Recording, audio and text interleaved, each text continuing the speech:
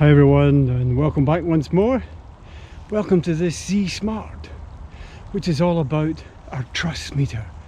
It's about looking at our personal intuition and being able to calibrate that against a little process. It helps us both in our personal life and our professional life. So this morning, as I say, we're talking about our trust, intuition, our trust meter. So the light is just starting to come through just now. As you can see, we're going up this slippery hill. And that's a bit like life at times. It can be really pretty difficult. And as we're going up our muddy hills and slopes, we wonder, am I going to slide back down to the beginning or not? I was just speaking to a chap who's out walking his dog morning walk, and he said, this hill's a bit too muddy for me, and in the summer I come here, my challenge is, my level of fitness is, can I make it to the top without stopping, without taking a rest? And our intuition is a bit like that. It's having confidence in it. How good is my intuition, my inner knowledge battery? Am I getting all the necessary data sets coming through or not? And when we come to the top,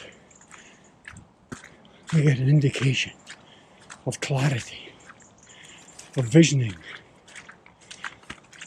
What can we see? We see a light in the distance above a door. That door can give us access to so much wisdom. That's the power of our trust meter. And the rain's starting to pick up again. In business and in life, trusting the right people is key to our success.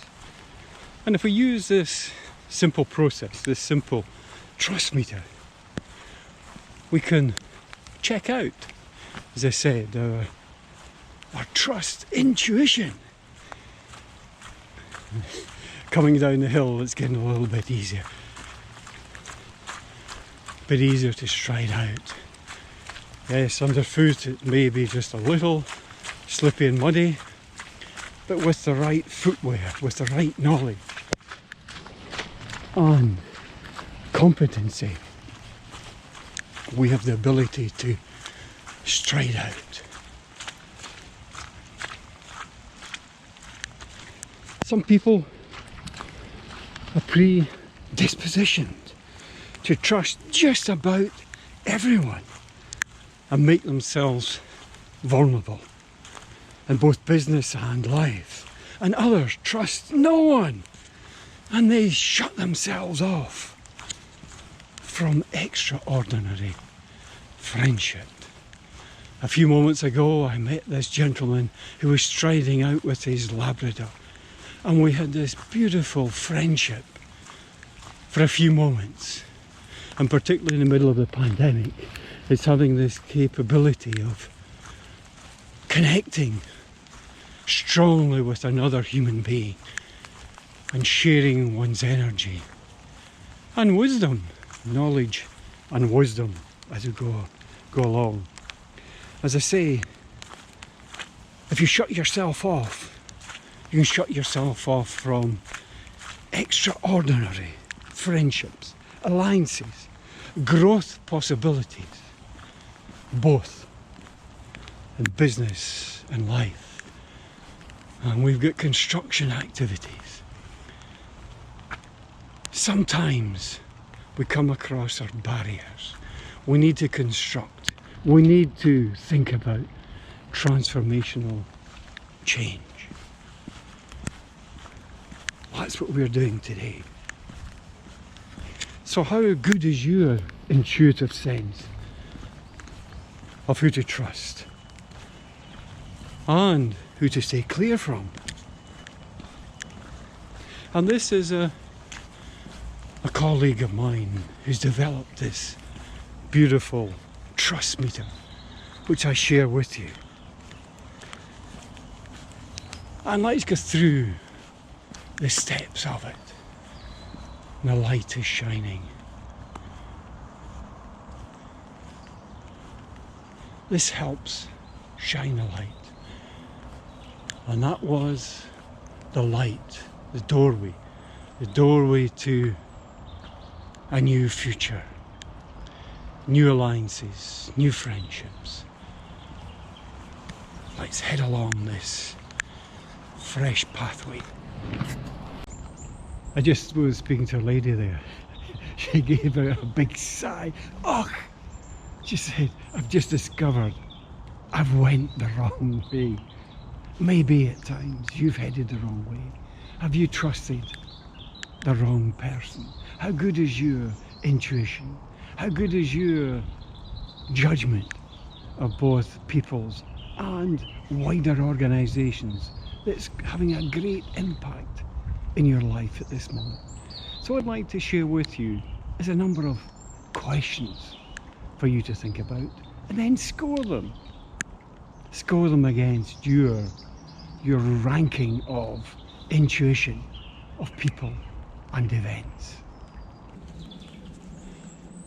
First of all, A. Pick a person from your business or personal life on a scale of 1 to 10. 1 is low and 10 is high. How much do you trust that person? Write down their name and give it a score. Now, we've got 10 questions I'd like you to think about. All about the same person. The first 5 are yes questions. And if you give a point for each yes answer. 1. Do they keep their commitments? Is what they say and do congruent? Do they take responsibility for their mistakes or admit that they're wrong? Do they listen well? On an ongoing basis, when they tell you they'll make something happen, does it happen? And does it happen when they say it will? At the moment I'm in an overhang of Pollock House. Let's just give you a little look of where I am. We wander through the maze. A little maze, a little wet. But this is the side of Pollock House. And I think it'd be worthwhile if we were to take you around the front of it. It's a beautiful building and it gives you a sense of grandeur of this mansion house.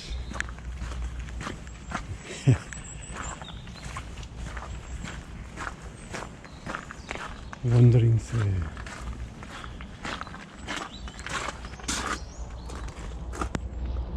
And we get a sense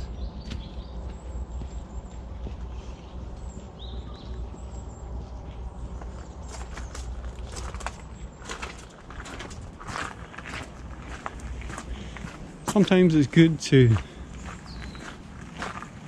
look at all sides of yourself, above, around and below, as I mentioned before in the fire and rescue service.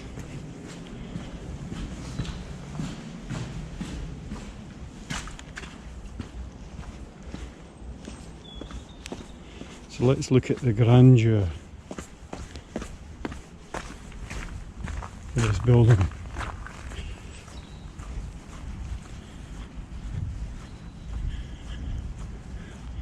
Like many old mansion houses, this is now owned and maintained by National Heritage in Scotland for the good of the community. Like many other ones, what happens upstairs may not necessarily reflect downstairs and vice versa. So we're asking a few questions there, specifically about the yes questions. And let's think about what one would say as we're going through the no questions that reverberates as I'm coming through. Have you witnessed them talking badly about a person and then greeted them in an entirely different way when they meet them face to face? Do they criticise others for behaviours or actions that they all have also carried out? Do they manipulate people behind the scenes? They get what they want even if it hurts others. Are they often in trouble but never admit it? Admit it's their own fault. When confronted, do they evade or twist the situation, accusing you or others of being the problem?